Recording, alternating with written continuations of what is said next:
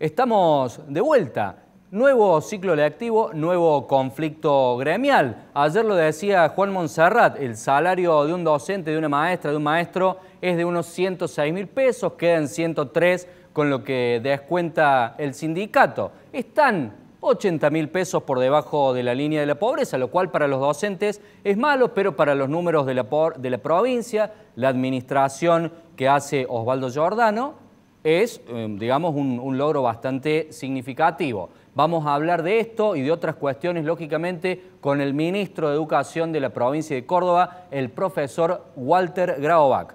Profesor, ¿cómo le va, ministro? Muy buenas noches, muchas gracias por este contacto con nosotros. ¿Qué tal, Gabriel? Mucho gusto. Bueno, ministro, a ver, lo encuentro que está en un brete. Por un lado, tiene que cuidar los recursos de la provincia, por otro lado, tiene que arreglar con el sindicato de la UPC, que está reclamando que se eleve el piso salarial por encima de la línea de la pobreza. ¿Cómo podemos resolver esto, ministro, con su pasado también de gremialista? Mire, lo primero voy a corregir, me extraña que Juan Monserrat se haya equivocado. En enero, el docente que recién se inicia, maestro de jornada simple, esto significa 22 horas de trabajo semanales, cobra 120.000 pesos de bolsillo. Claro. No 106 como se dijo. Le erró por 14.000 pesos. Punto 1. Bien. Punto 2. Hace unos días, CETERA, con el apoyo de todos sus gremios, incluida la Unión de Educadores, aprobó un acuerdo con Nación que establece el piso mínimo para el mes de marzo en 130.000 pesos. Con la propuesta salarial que nosotros le hicimos a la Unión de Educadores, estamos elevando el salario inicial a 145.000 pesos. ¿Eso sería en marzo, ministro? En marzo. Bien. Con un anticipo de un 10% en febrero, o sea, de 120.000 a 132.000 en febrero, que ya se pasó ese mes, más otro 8% en marzo, que los lleva a 145, más un 12% más en mayo, cuando en Nación, insisto, aprobaron que sea un 8% en mayo, firmaron la Nación con los gremios, y un 10% más en julio con cláusulas de revisión. El tema de elevar los pisos, primero, suena como muy lógico, pero no es así. Estaría bueno que cuenten la historia completa. Así como el escalafón no son solo maestros de grado, y tampoco son todos maestros que recién se inician, hay que recordar que en el caso docente, la bonificación por antigüedad alcanza el 150% en el máximo de la escala, y eso se va graduando casi año a año, cada 2 años. Hay que aclarar que también están las acumulaciones de horas cátedra, que pueden ser hasta 30 horas semanales, con lo cual el haber es mayor, y que además el escalafón lo integran cargos, en algunos casos que son cargos dobles, en otros casos que bueno, son equipos directivos de supervisión. Entonces, cuando uno piensa y se dice, un maestro cobra apenas, sí, un maestro que recién se recibe y recién se inicia en la docencia. Luego, el resto tiene otra remuneración. Y cuando se dice, mejoremos los pisos, no se está diciendo, le mejoremos al maestro que menos gana.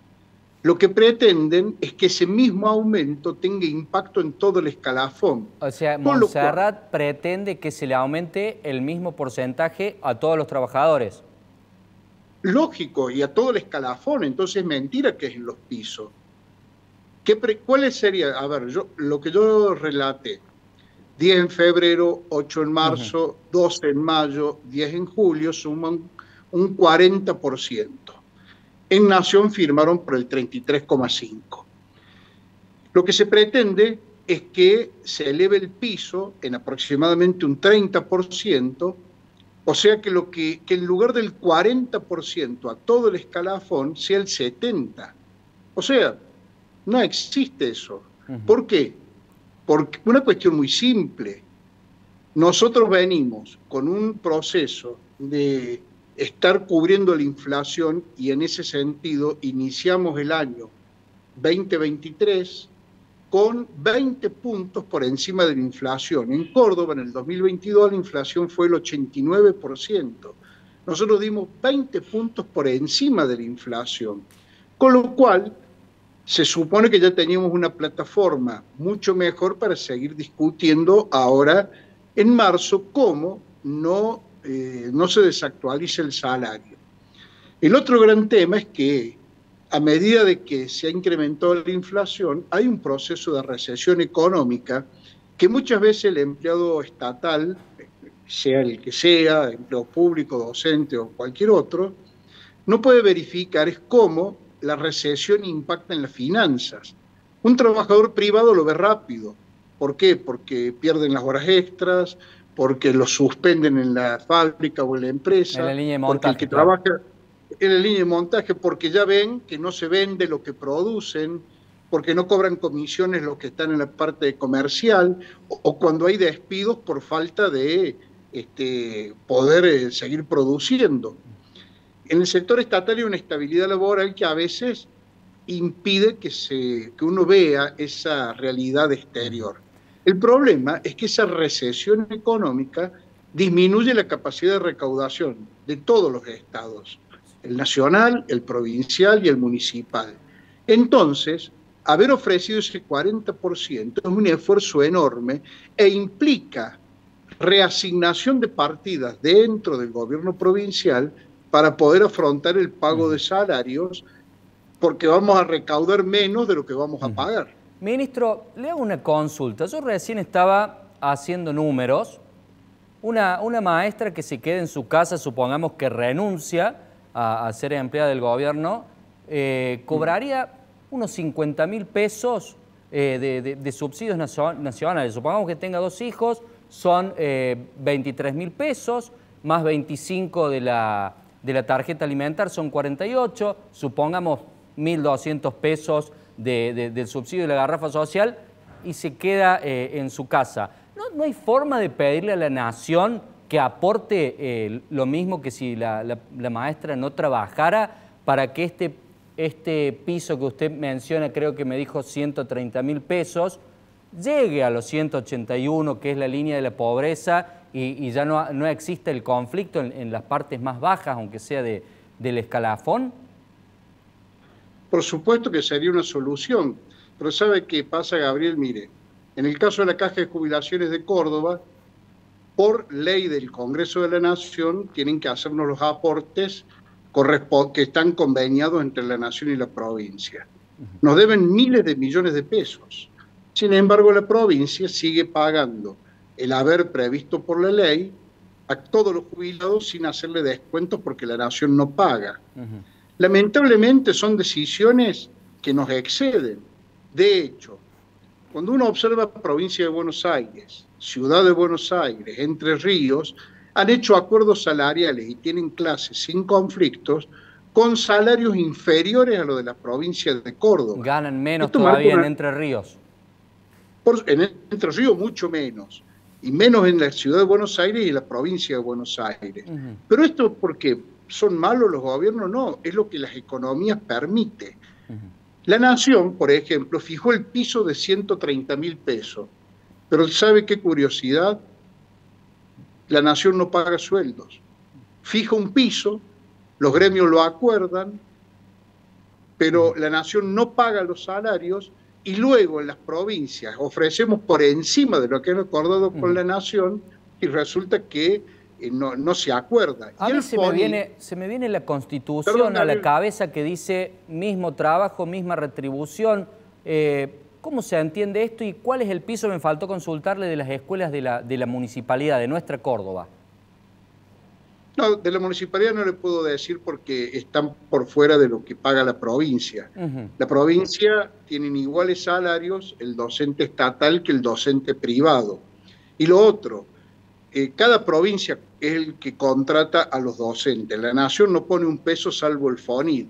Y hay que decir algo, el FONIT se paga en negro y es un monto mínimo respecto del salario.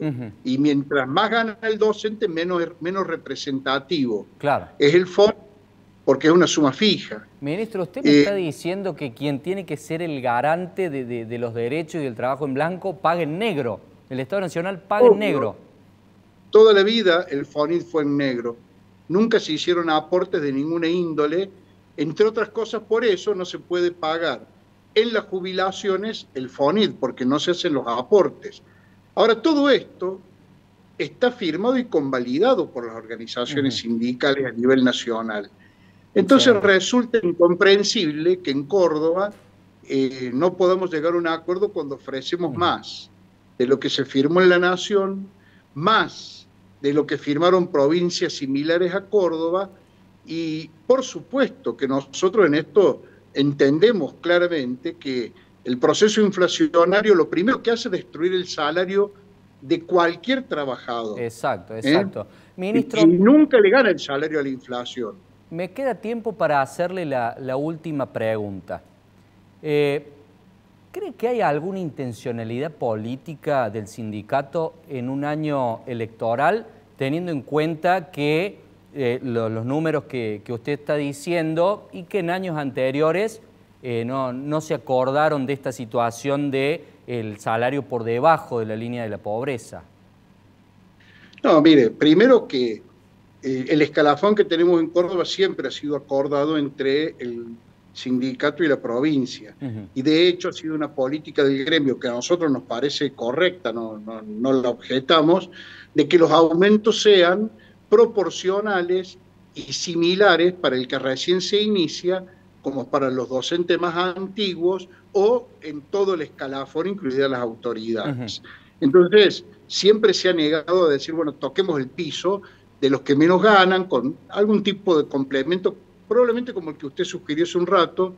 Yo esa cuenta no la había hecho, así que le agradezco que se haya tomado el trabajo de imaginarlo, porque marca la contradicción. Seguro. ¿No? Podría tranquilamente mejorarse los salarios docentes con un aporte de ese índole. Ministro, pero bueno, lamentablemente nos hemos quedado sin tiempo. Le hago pública la invitación de que asista a nuestro piso ya luego de que puedan concretar un acuerdo salarial para hablar de estas cuestiones que son interesantísimas.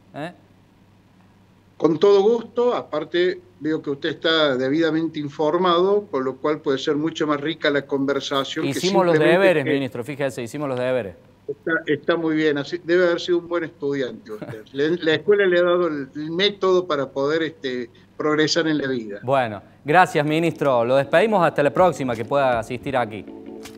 Gracias a usted, Gabriel, un gusto.